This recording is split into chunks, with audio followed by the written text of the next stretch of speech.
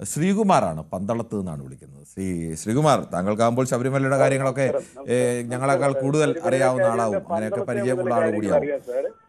Hello sir, നമസ്കാരം. നമസ്കാരമുണ്ട്, പറഞ്ഞോളൂ.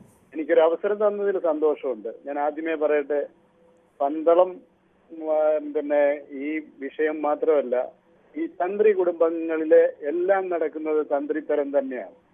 കാരണം ഞാൻ പല ദേവപ്രശ്നങ്ങളിലും പോയി നേരിട്ട് സാക്ഷ്യം വഹിച്ചിട്ടുണ്ട്. സഹിക്കാൻ പറ്റാത്ത കാര്യമെന്ന് പറഞ്ഞു കഴിഞ്ഞാൽ ഇവരെ പറഞ്ഞ് മനുഷ്യനെ ചതിക്കുക. ഞാനൊരു ദേവപ്രശ്നത്തിന് ഒരു ക്ഷേത്രവുമായി ബന്ധപ്പെട്ട് ഞാൻ വെൺമണിയിലുള്ള ഒരു ക്ഷേത്രത്തില്, എന്റെ കുടുംബക്ഷേത്രം തന്നെയാണ്, അവിടെ പോയി അവിടെ പ്രശ്നം വെച്ചപ്പോൾ ദേവപ്രശ്നം വെച്ചു. ഇവർക്ക് പരികർമ്മികളുണ്ട്. ഒരു ദിവസത്തെ ചെലവും ഇവരുടെ ഫീസും എല്ലാം കൂടെ 34,000 രൂപ. 7 ദിവസം പൂജ. 7 ദിവസത്തെ പൂജ കഴിഞ്ഞ് ഇവർ കഴിച്ചത് വെറും പച്ചച്ചോറും തൈരും, ഉപ്പൊഴിക്കാതെ. പക്ഷേ പരികർമ്മി ഈ കണക്ക് പറഞ്ഞ് കാശ് മേടിച്ചു. നിത്യവും ഇവർക്ക് പിന്നെ ആഹാരത്തിനുള്ളതും പരികർമ്മി തന്നെയാണ് എഴുതി സാധനങ്ങൾ മേടിക്കുന്നത്. ഇവിടെ തുടങ്ങുന്നു ഇതിന്റെ എല്ലാം നാശം. അതാണ് ഏറ്റവും വലിയ സത്യം. ഇത് അവർക്ക് സ്വാഭാവികമായ ഒരു പൂജയ്ക്ക് വന്നാൽ അവർക്ക് ഭക്ഷണം കഴിക്കണ്ടേ? അതിനുള്ള ഭക്ഷണം കഴിക്കുന്നതിന് പരികർമ്മിയുണ്ട്.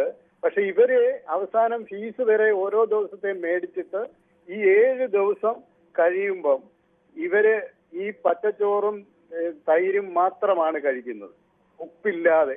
അതേ ഇവരെന്നിട്ട് സാഷ്ടാംഗം ഒരു പ്രണാമവും. ഇവരെ ദേവഹിതം അനുസരിച്ച് തന്നെ ആയിരിക്കുമല്ലോ സാർ, ഇവരോട് ഹിതം ചോദിച്ചതിന് ശേഷമായിരിക്കുമല്ലോ ഈ ദ്വാരപാലകരെ അവർ നയിച്ചത്. അതെ,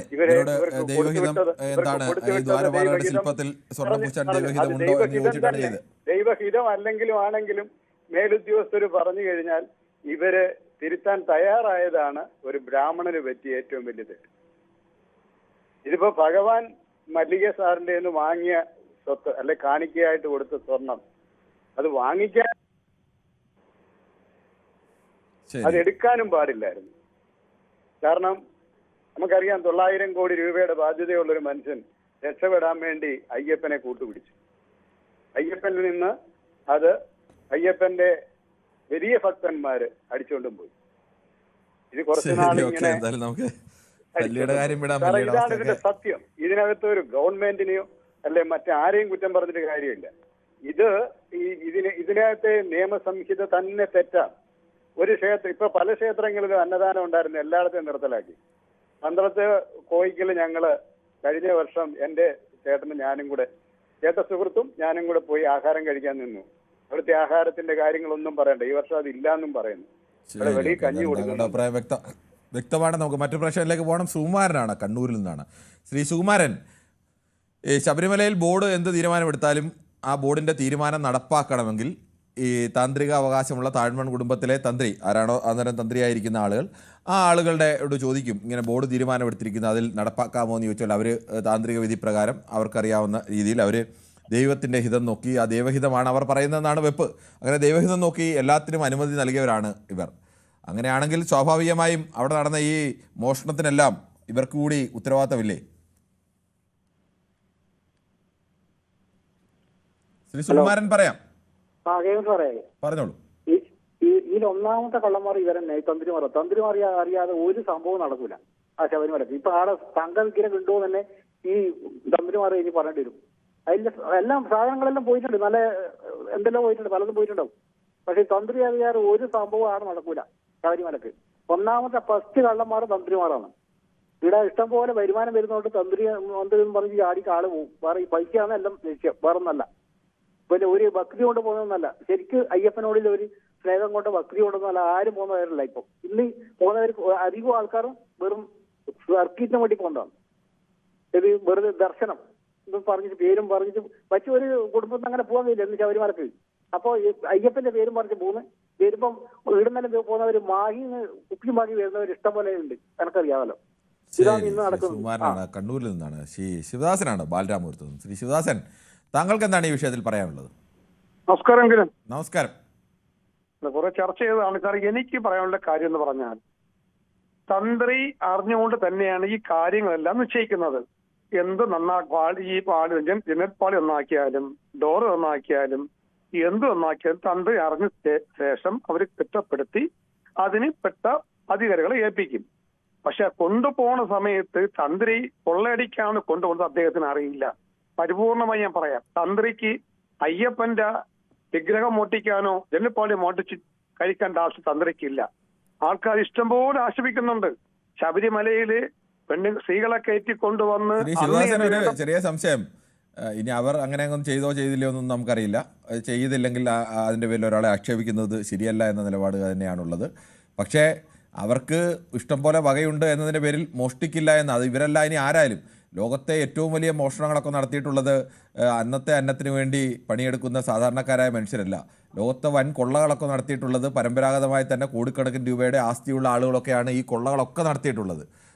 സാധാരണക്കാരെ വെട്ടിച്ച് എല്ലാം കൂടെ ചേർത്താൽ പോലും അവരിൽ ഒരാൾ വെട്ടിച്ചതിൻ്റെ തുക പോലും എത്തില്ല. അപ്പോൾ ഈ കാശുള്ളത് കൊണ്ട് വെട്ടിക്കില്ല, എൻ്റെ വീട്ടിൽ നല്ല കാശുള്ളതുകൊണ്ട് ഞാൻ വെട്ടിക്കില്ല എന്ന് പറയുന്നതിൽ യാതൊരു അർത്ഥവുമില്ല.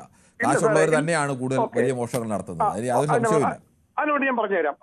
കാശിന്റെ കാര്യം അദ്ദേഹം ശ്രീഭക്ത അയ്യപ്പന്റെ കേരളപുത്രനായ ശ്രീ അയ്യപ്പന് ഉള്ള ഒരു കാര്യം, ഒരു തരി മണ്ണ് പോലും അവർ കൊണ്ടുപോയി മോട്ടി തിന്നാറില്ല.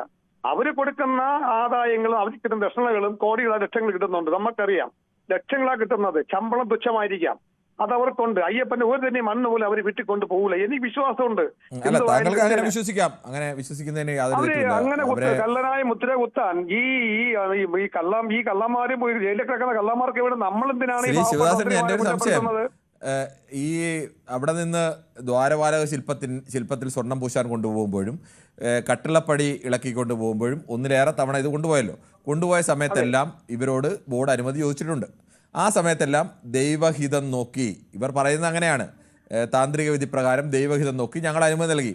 അപ്പോൾ എന്തായാലും ഈ കള്ളത്തിനും കൊള്ളക്കൊന്നും ദൈവഹിതമുണ്ട് എന്ന് കരുതാനാവില്ലല്ലോ. അപ്പോൾ ഒന്നുകിൽ അവർ ദൈവഹിതം അട്ടിമറിച്ചു, അല്ലെങ്കിൽ ഇവർ അറിഞ്ഞുകൊണ്ട് ഈ കൊള്ളയ്ക്ക് കൂട്ടുന്നു എന്നല്ലേ അർത്ഥം? ഇല്ല സാറേ, ദേവഗീതം എന്ന് പറയുന്ന സംഭവം അതിന്റെ ഹിന്ദു ആചാരപ്രകാരമുള്ള ചർച്ച വാക്കാണ്. അത് അവിടെ ഈ ഒരു പ്രശ്നം വരുമ്പോൾ ഉദ്ധരിക്കുന്നത്. അല്ലെ ശിവദാസൻ, എങ്ങനെയാണ് പിന്നെ ഇവർ അനുമതി നൽകുന്നത്? ഇവർക്ക് ഇവരുടെ താന്ത്രിക വിധി പ്രകാരം ദൈവത്തിന് ഇത് താല്പര്യമുണ്ടോ ഇല്ലയോ? ശബരിമലയിലെ പല വികസന പ്രവർത്തനങ്ങളും ദൈവത്തിന് താല്പര്യം, ദൈവഹിതം ഇല്ല എന്ന് പറഞ്ഞ് മാറ്റി വെച്ചിട്ടുണ്ടല്ലോ. ശബരിമലയിൽ പലതും നടക്കുന്നത് ദൈവഹിതം ഉണ്ട് എന്ന് പറഞ്ഞ് ഇവർ പറയുന്നതാണല്ലോ, അല്ല നമുക്ക് അതിനെക്കുറിച്ചൊന്നും അറിയില്ലല്ലോ. അവരാണ് പറയുന്നത്, അതാണ് ആചാരം, അതുകൊണ്ട് അവർ പറയുന്നത് നമ്മൾ വിശ്വസിക്കുന്നു. അത് നോക്കി പറയുന്ന ആളുകൾ എന്തായാലും മോട്ടിക്കാൻ ദൈവത്തിന്റെ ഹിതം ഉണ്ടാവില്ലല്ലോ, അത് ഉറപ്പാണല്ലോ. ഇല്ല സാറേ, നാടും വളരും കോവിലും വളർന്നപ്പോ പണ്ടത്തെ ശ്രീകോവിലല്ല അയ്യപ്പ ക്ഷേത്രം. കോടി വരുമാനമുള്ളതാണ്. വളർന്ന് വരുമ്പോൾ അവർ അനുവാദം കൊടുക്കുമ്പോൾ തിരിച്ച് എനിക്ക് ഓടിച്ചിട്ട് പകുതി തരണം, ഈ ബോഡി ഉരുക്കി ജനൽപ്പാളി ഉരുക്കിയിട്ട് അയ്യപ്പന്റെ വിളക്ക് ഉരുക്കിയിട്ട് അല്ലെ അയ്യപ്പന്റെ ജനൽപ്പാളി ഉരുക്കിയിട്ട് അയ്യപ്പൻ ഡോർ ഉരുക്കിയിട്ട് എനിക്ക് 200 ഗ്രാം തരണമെന്ന് പറഞ്ഞ് കൊടുത്തിട്ടില്ല. ആ അയ്യപ്പ വിശ്വാസം പുരോഗമിച്ച് വരാൻ വേണ്ടി അവർ ഈ അയ്യപ്പന്റെ നാമത്തിൽ കൊടുത്തോ എനിക്ക് പറയാൻ പറ്റുള്ളൂ. അതുപോലെ തന്നെ ഈ 3 കള്ളന്മാർ കിടക്കുന്നവരെ എനിക്ക് ഇപ്പോഴും അവരെ കിടന്ന് പറയാൻ പറ്റൂല. അവര് കള്ളന്മാരാണെന്ന് എങ്ങനെയാണ് നമുക്ക് പറയാൻ കഴിയുന്നത്? അവരും തന്ത്രിയും എല്ലാം ഒരേപോലെ കുറ്റാരോപിതരാണ്. ഇവരെല്ലാം സംശയത്തിന്റെ നിഴലിലാണ്. അവർക്കും തന്ത്രിക്കും എല്ലാം ഒരേപോലെയുള്ള സംശയത്തിന് നിഴലിലാണ്. അവർ കള്ളന്മാരാണോ തന്ത്രി കള്ളന്മാരാണോ നമുക്ക് പറയാൻ കഴിയില്ല. ഇപ്പോൾ പിന്നെ എങ്ങനെ ഈ കള്ളം നടന്നത്? അവിടെ മോഷണം നടന്നു എന്നത് യാഥാർത്ഥ്യമാണ്. ആ മോഷണം എങ്ങനെ നടന്നു, അതിൽ ആരൊക്കെ പങ്കാളികളായിരുന്നു എന്നതിലാണ് അന്വേഷണം നടക്കുന്നത്. ഇപ്പോൾ ജയിലിൽ കിടക്കുന്ന ആളുകളോ അല്ലെങ്കിൽ തന്ത്രിയോ ഇവരാരെങ്കിലും കള്ളന്മാരാണോ നമുക്ക് പറയാൻ കഴിയില്ല. കണ്ടുപിടിക്കും. അതിനാണ് കോടതി നിയമിച്ചിട്ടുള്ളത്.